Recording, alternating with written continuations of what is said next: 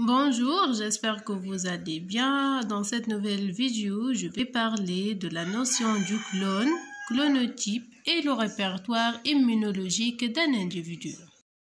Alors, chaque lymphocyte, lymphocyte T ou lymphocyte B exprime à sa surface un nombre important de récepteurs spécifiques pour un seul épitope. Je prends l'exemple des lymphocytes T. Alors ici, j'ai 1, 2, 3, 4, 5. Donc 5 lymphocytes T. Donc ici, les lymphocytes T1 expriment à sa surface un nombre important de TCR. Tous ces TCR sont spécifiques pour un même épitope. Donc la multiplication de cette cellule va donner plusieurs cellules identiques à la cellule mère et qui présentent aussi les mêmes TCR presque, c'est-à-dire la même spécificité épitopique. Donc chaque TCR de ces cellules est spécifique pour la même épitope de cette cellule-là.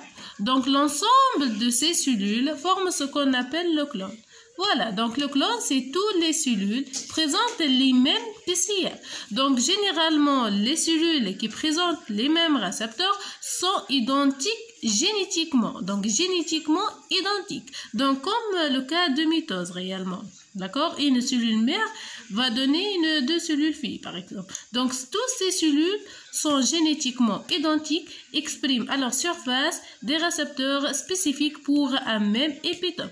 Et l'ensemble de ces récepteurs-là, c'est-à-dire l'ensemble de ces TCR, forme ce qu'on appelle clonotype. Donc clonotype, c'est l'ensemble des TCR monospécifiques, c'est-à-dire spécifiques pour un seul épitope.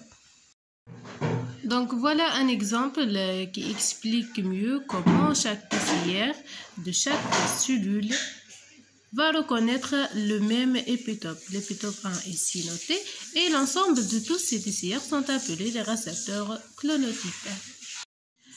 Le même principe pour les lymphocytes B, c'est-à-dire chaque lymphocyte B exprime à sa surface un nombre important des BCR spécifiques pour le même épitope. Voilà ici, donc ici les BCR sont spécifiques pour un seul épitope. Les BCR de ce clone spécifiques de cet épitope. Tous les BCR de troisième clone donc spécifiques pour cet épitope. Alors ici je peux trouver qu'il existe 3 clones différents.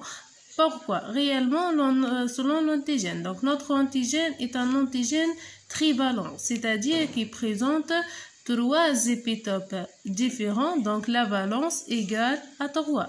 Un rappel, la valence, c'est le nombre d'épitopes différents à la surface d'un antigène. D'accord? Donc, la reconnaissance de l'antigène trivalent nécessite 3 clones des lymphocytes B, puisque chaque clone présente des mêmes BCR qui reconnaissent un seul épitope. Donc voilà, ici un clone, deuxième clone et le troisième clone des lymphocytes B. Et comme d'habitude, l'ensemble des récepteurs spécifiques pour un seul épitope de chaque clone sont appelés les récepteurs clonotypes, comme le cas de lymphocyte T. Donc c'est le même principe.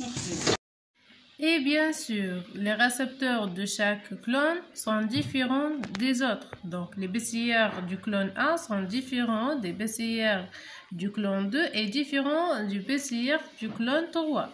Donc, ces récepteurs spécifiques différents permettent de déterminer le nombre de clones lymphocytaires différents. Voilà, comme j'ai 3 groupes de BCR et même de TCR, en fait, comme j'ai 3 groupes de récepteurs spécifiques différents, donc totalement j'ai 3 clones des lymphocytes différents.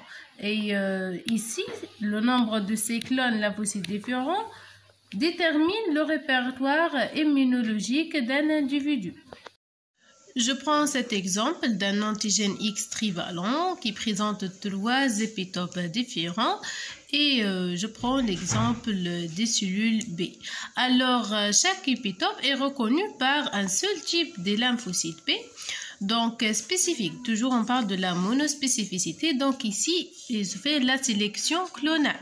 Donc parce que dans le foyer inflammatoire, il existe tout ces cellules ensemble avec d'autres cellules du système immunitaire. Il faut toujours imaginer qu'est-ce qu'on trouve dans le foyer de l'inflammation. Donc, selon l'épitope, donc la cellule qui va qui présente le BCR spécifique pour cet épitope va le reconnu. Donc, je parle de la sélection ici. Donc, voilà. Donc, cette cellule est spécifique pour cet épitope. Par la suite, elle va se multiplier pour donner un clone du lymphocyte B, donc formé par l'ensemble des cellules génétiquement identiques et présente des récepteurs des BCR spécifiques pour l'épitope 1. Donc, et par la suite, après la différenciation, bien sûr, lymphocyte B effecteur ou bien plasmocytes, elles vont produire des anticorps 1 spécifiques pour l'épitope 1. Le même principe pour l'épitope 2, donc une cellule présente le BCR spécifique pour cet épitope. Donc, voilà, c'est la sélection clonale. Donc, cette cellule se multiplie en plusieurs cellules génétiquement identiques, forment un deuxième clone des lymphocytes B qui vont produire, après la différenciation en cellules effectrices, des anticorps 2 spécifiques de l'épitope 2. Bien sûr, l'anticorps 1 et l'anticorps 2 ne sont pas de même spécificité épitopique. D'accord? Et pour l'épitope 3, donc le même principe, la sélection clonale, puis la multiplication ou bien la prolifération clonale ou bien l'amplification clonale.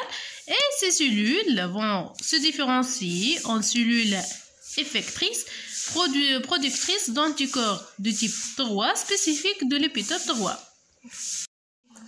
L'ensemble de ces anticorps de spécificité différentes forment ce qu'on appelle les anticorps clonotypiques, comme le cas des récepteurs clonotypiques.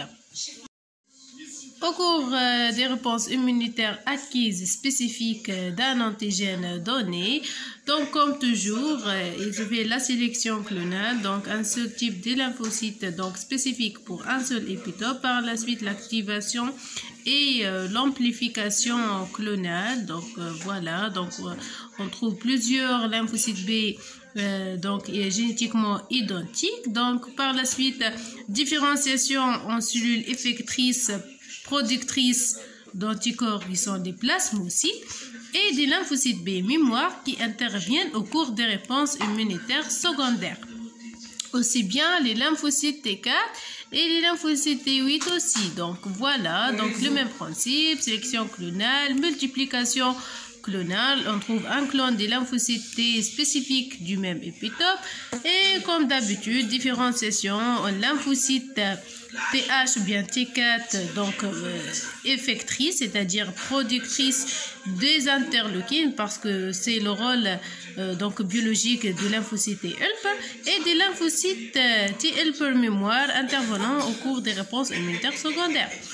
Et les lymphocytes T8 ou bien les lymphocytes cytotoxiques, donc après la sélection clonale, on trouve l'activation du clone spécifique, c'est-à-dire puis donc l'amplification pour donner un clone donc génétiquement identique, la différenciation en lymphocytes cytotoxiques donc effectrices qui vont faire la liste d'une cellule cible comme les cellules tumorales, cancéreuses.